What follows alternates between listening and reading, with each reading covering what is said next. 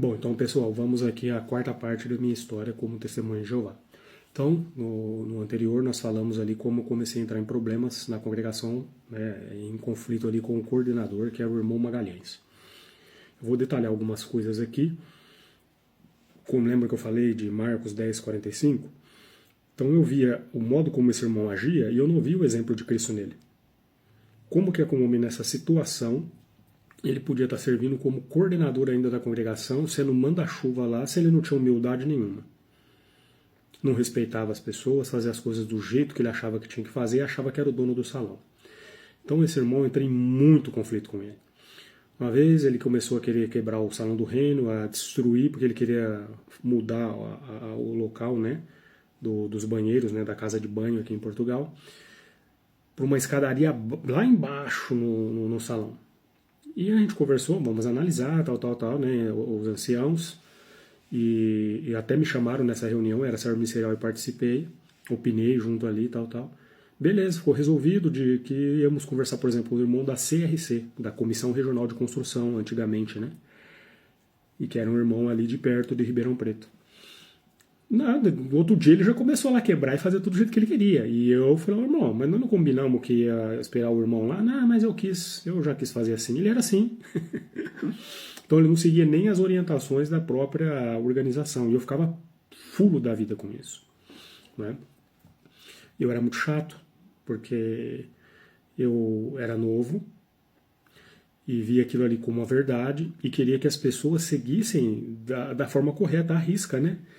Esse é o mal, né, da gente quando a gente é meio perfeccionista e acha que todos têm que ser igual a gente. E, infelizmente, eu tive muito esse problema. Né? Então, eu enxergava um padrão muito alto para as pessoas e para mim mesmo. E como eu conseguia fazer aquilo bem perto daquilo que eu almejava, eu achava que as outras pessoas também poderiam conseguir. E a vida não é assim. A gente tem uma capacidade, outros têm outras. Mas quando a gente vai amadurecendo, vai crescendo e convivendo, levando os tombos na vida, a gente aprende isso. E eu aprendi muito. Aprendi muito. Para vocês terem uma ideia de como eu era zeloso, né, nesse sentido, eu vou contar um facto aqui que é uma coisa assim que é muito triste para mim. Eu lembro que a minha mãe tinha aquele problema do vício, do cigarro, ela não conseguia largar de jeito nenhum. E uma vez eu falei para ela, mãe, você precisa parar com isso. Ela já era batizada e tudo tal, sempre ela tinha recaída. Aí uma vez eu peguei ela fumando, falei, mãe, procura os anciãos e conversa com eles. Se você não fizer isso, eu vou procurar eles. Eu vou te dar um prazo para você fazer isso, você vai lá e faz. Se não fizer, eu falo com eles e eles vão conversar com você e te ajudam. Você acredita que eu fiz isso com a minha mãe? Por causa por causa das instruções da organização? E ela não conversou, aí eu cheguei, mãe, você não conversou, eu vou ter que falar, né? Eu não falei para você? E minha mãe sabe que eu sempre fui o cara que fazia as coisas tudo certinho. Fui, conversei com os anciãos foram lá e conversou com ela. E antes de conversar com ela, na verdade, eles vieram me recar. Você falou da sua mãe, isso aqui é como aconteceu, tal, é isso mesmo. Falei, se precisar fazer uma cariação, colocar você na frente dela, você vai confirmar isso? Falei, pode chamar ela lá agora. Se for preciso, eu faço, não tem problema não. Isso aqui é uma coisa triste, mas eu tenho que contar para vocês entenderem, né, antes de continuar a história, como é que essa seita manipula, né, as pessoas. E como a gente acha que quando a gente é novo e a gente está fazendo aquilo que é correto, a gente no desespero de ajudar quem a gente ama até passa dos limites, né? E foi isso que aconteceu comigo, no caso. Mas então o conflito com esse irmão Guimarães foi cada vez mais se acentuando. Chegou oportunidades que a gente tinha conflito assim direto mesmo, sabe? Já teve oportunidade que eu cheguei até a falar na cara dele. Ô Magalhães, então, você acha que é o dono da congregação? E às vezes ele queria falar ríspido comigo, e eu falava, uma vez eu falei para ele, seu irmão, você está achando que você está falando com quem? Você quer falar alto, bravo? Você vai falar lá com a tua mãe, com a tua esposa, com a tua filha, com os teus filhos, comigo não. Porque a congregação aqui é de Jeová e de Jesus Cristo, não é tua não. Bobão que eu era, né, pessoal? Achava que a congregação era de Jeová e de Jesus Cristo. Como que eu fui otário, como eu fui idiota. Mas não, né, a gente acreditava, igual eu falei para vocês, Marcos 10:45. Então, foi muito conflito, até que esse irmão começou a trabalhar nos bastidores, junto ao superintendente de circuito, para que eu fosse observado, ficassem de olho em mim, né, em todos os meus passos, para que eu fosse removido do privilégio de servo ministerial. Aí depois eu vou contar para vocês, na quinta parte, né, como foi até a perda do meu privilégio de ser servo ministerial. Então, pessoal, chegamos aí à quinta parte da minha história como testemunha de Jeová, e vai ter muita parte, hein? Porque nós estamos aqui na primeira congregação, na Vila Virgínia, de Ribeirão Preto, e eu servi em 4, né? Então tem muita história para contar, mas eu prometo que eu vou tentar ser assim, sucinto, né, para não tornar muito cansativa a história, né? Então agora vamos falar nessa quinta parte do ponto que eu estava no conflito com o irmão Magalhães até quando eu perdi o privilégio de ser servo ministerial.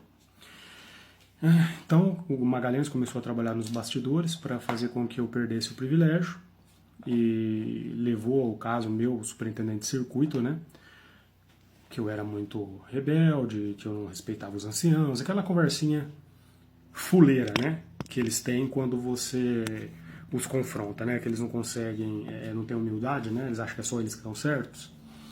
Então, essa foi o tom da conversa. Aí ele me colocou numa reunião com o superintendente de circuito, ele e mais um ancião superintendente de circuito. Aí nós sentamos, foi apresentada a versão de cada um ali, e o superintendente de circuito, né, só escuta o que os anciãos falam, né? Ele aparece só de 6 em 6 meses no salão, tudo que os anciãos falam é o certo. Pode qualquer publicador lá fala com o superintendente de circuito, falar porcaria que for, ele vai primeiro confirmar com os anciãos se é aquilo mesmo. Então, se você tiver alguma coisa para falar, você sempre vai ser o errado. Ainda mais se for coisa negativa. Então, fique esperto. Nunca reclame nada para o superintendente de circuito, porque esses aí não servem para nada. Só para ver se o dinheirinho da organização está contadinho certinho nas contas e se os trabalhadores estão fazendo um bom relatório. É só para isso que ele serve. Do contrário, é algum para fazer um discursinho até bonito e contar a historinha da tribuna. É isso, né? Para se destacar, mais nada. E ganhar presentinho, que eles gostam muito, né? Então, voltando aqui agora para a história. Então, quando marcou essa reunião com o superintendente de circuito, né, na visita, eu, o Magalhães e o irmão MB, que é outro irmão idoso, mas um irmão excelente, humilde, era outro que me treinava. Esse irmão, por exemplo, o MB, ele me levava no Hospital das Clínicas para visitar as pessoas enfermas, na época que nem tinha coli ainda, estava no início desse negócio de coli. Sabe, a gente chegava lá, falava com os parentes, nas lanchonetes, né? Quem conhece a USP lá em Ribeirão Preto sabe, a lanchonete ficava cheia, a gente chegava no meio daquelas pessoas e fazia tipo um discursinho de 5, 10 minutos falando da Bíblia para as pessoas, levando uma mensagem de conforto, esperança. E esse irmão MB me levava e eu fazia tudo isso com ele. Eu gosto de lembrar dessas coisas porque eu tive muita coisa boa lá, eu não posso negar isso. Né? Se eu fazer isso, eu não sou um ser humano. Mas ter esses irmãos bons como o irmão AD, o filho dele, o irmão RD e o irmão MB. São 3 irmãos que, se você pensar em um ancião bíblico, eu tenho que falar que esses 3 eram o padrão. Eu não vi outros que sejam semelhantes a eles na minha vida toda como testemunha de Jeová. Vi muitos muito bons, amigos, parceiros, mas um ancião no âmago da palavra como esses 3 eu nunca vi. Nunca vi, acho que nunca mais vai ter um dia nessa organização. Né? 2 já se foram, que é o AD e o MB, porque já são muito idosos, né? E agora resta o RD, né? Que é já bem mais velho que eu também. Acabou essa geração, acabou, não vai ter mais não. Pode esquecer, agora esse monte de anciãozinho aí de 20 anos. Bom, pessoal, vamos parar de devagar e voltar aqui para a história. Eu falei que queria ser sucinto, mas não tem hora, a gente lembra de umas coisas e tem que falar. Então, quando nos reunimos, eu, o Magalhães, o superintendente e o irmão MB, cada um colocou a sua parte, eu coloquei a minha versão, o Magalhães a dele, e o superintendente, eu falei assim, irmão, o bailarina, vou chamar ele de bailarina, porque é um irmão, quando ele fazia discurso, ele parecia uma borboleta na tribuna, e remexia para cá, para lá, vocês estão tendo noção do que eu estou falando? Não é assim manipular o braço, era o corpo inteiro, as perninhas, ele balançava, vocês não têm noção. E ele é da mesma época do Padre Marcelo, e as pessoas tinham irmã idosa que falava, nossa, eu gosto tanto do irmão bailarina, do irmão Borboleta, ele parece o Padre Marcelo. Pra vocês terem uma ideia, o comparativo que as pessoas faziam, principalmente os idosos. Um tremendo de um Zé Ruela esse aí também. Então, chegou a conversa, eu cheguei pro superintendente e falei, irmão, as coisas não funcionam assim não. Pega a Bíblia aí. Olha só, o rapaz, 20 e poucos anos, mandando o superintendente de circuito pegar a Bíblia. Ô, irmão, pega a Bíblia. Vamos ler aqui o exemplo de Roboão e Jeroboão. O irmão Magalhães, ele conduz aqui a congregação igualzinho ao Roboão, com dura serviço. Ao invés de imitar o exemplo de humildade de Jeroboão, né? Se for o contrário, vocês me perdoem. Mas eu acabei com ele usando a Bíblia. Aí eles não conseguiram me remover do privilégio. Eu enfrentei 3 sozinhos, o superintendente de circuito, o coordenador e o irmão que é o MB, que era na época lá o superintendente de serviço. E aí o superintendente falou assim, Ricardo, bom, como vai vocês, tudo bem?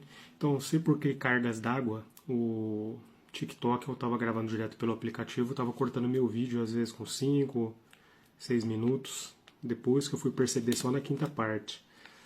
Mas eu estava falando ali, né, de quando eu tive aquele confronto com, né, o superintendente e os anciãos. E depois desse primeiro confronto, ainda teve um segundo confronto, quando a congregação cresceu, estava dividida, depois foi mais 3 anciãos para lá. Uma certa noite, estava na casa da minha noiva, e toco o telefone e era o Chico Lorota. Ô Ricardo, nós estamos aqui no salão, estamos fazendo uma contagem, precisava da sua ajuda aqui. E eu sempre fui prestativo, né? Cheguei, não, opa, vou ir dar uma força para vocês. Tava jogando lá no computador, que eu gosto de jogar um videogame. Desliguei, fui, cheguei lá no salão, tava lá uma reunião preparada para mim com 6 anciãos para tentar remover o meu privilégio de ser servo ministerial. E ali começaram a lançar várias acusações, eu rebati todas elas e avisei os 6, olha, é o seguinte, vocês podem me remover do privilégio, critério é de vocês, só que assim, eu vou escrever a minha carta e vou mandar para Betel junto com a de vocês. Aí depois a gente vê qual vai ser o resultado disso. Então nessa 6ª parte, pessoal, nós vamos falar um pouquinho do desenrolar de toda essa situação, que foi quando eu perdi o privilégio de ser servo ministerial pela primeira vez. Por fim, o superintendente já tinha deixado lá o irmão Magalhães, né, de olho, né, deixou eu avisado que eles iam ficar de olho em mim, de qualquer deslize, eles iam encontrar uma brecha para tirar o meu privilégio. E assim foi. Ficaram procurando coisa aqui, coisa ali, até que conseguiram achar uma desculpa. Inventaram a desculpa de que eu já namorava fazia muito tempo, que eu era um mau exemplo para os jovens na congregação, o que era totalmente mentira, né? Porque os jovens todos gostavam de mim muito, gostavam mesmo. E teve até uma certa ocasião que o próprio Magalhães falou para mim, ô Ricardo, se você se acha o líder dos jovens na congregação, porque os jovens gostavam de mim, eu gostava deles, né? Eu ajudava, estava sempre à disposição, né? Para apoiá-los aí naquilo que fosse preciso. E eu não sei, dentro da organização aí das Testemunhas de Jeová, eles têm inveja das pessoas que gostam de fazer um pouquinho de bem, sabe? Principalmente os anciãos, eles não gostam. Eles não gostam de gente que trabalha, porque quando tem alguém que está trabalhando, está expondo eles, né? Então eles ficam meio que chateados com isso. Não gostam de jeito nenhum, né, de alguém que trabalha em prol da congregação e das ovelhas, né? E como eu achava que aquilo era tudo verdade, que as ovelhas eu estava ajudando de coração, eu me dedicava mesmo. Mas por fim usou isso como uma desculpa para me remover do meu privilégio. E eu com o apartamento comprado, os móveis da casa sendo comprados, montados, né? Tá certo? Eu comecei a namorar a minha esposa, né? Eu tinha por volta dos 17, ela tinha 14 anos. Começamos a namorar uma semana antes dela fazer 14. E nós namoramos, crescemos juntos e estamos juntos até hoje, né? Para quem falava que às vezes esses dois aí é só fogo de palha. Estamos aí junto até hoje, passando as dificuldades da vida, enfrentando tudo juntos, estamos hoje, né, caminhando aí para ter uma vida cada vez melhor e agora também livre dessa seita. Bom, para devagar e vamos voltar aqui para o assunto. Então, eu acabei sendo removido do meu privilégio nessas circunstâncias. Mas e aí? O que se aconteceu depois disso? Eu ia ficar revoltado? Chateado porque eu perdi o privilégio? Sim, fiquei. Fiquei revoltado, fiquei chateado. A primeira coisa que eu fiz foi mudar de congregação. Aí eu mudei para a congregação Jardim Califórnia, que é a congregação que dividiu e saiu da congregação Vila Virgínia. São alguns outros detalhes que chegou nessa congregação, mas isso aí não vem ao caso aqui. O importante é saber disso. Que aí eu mudei e fui para a congregação Jardim Califórnia de Ribeirão Preto. E estando ali na Califórnia, né, foi que eu descobri que os anciãos da congregação Vila Virgínia, da minha congregação anterior, tinham feito uma carta cheia de mentiras a meu respeito e tinham enviado para Betel. Mas eles mentiram de forma tão hipócrita que vocês não têm nem ideia. Mas essa história, agora, eu vou deixar para a próxima parte. Essa é a parte 6, né? A próxima vai ser a parte 7. Mas antes de finalizar aqui essa aqui, o que eu quero contar para vocês é assim. Eu continuei a ler. Por quê?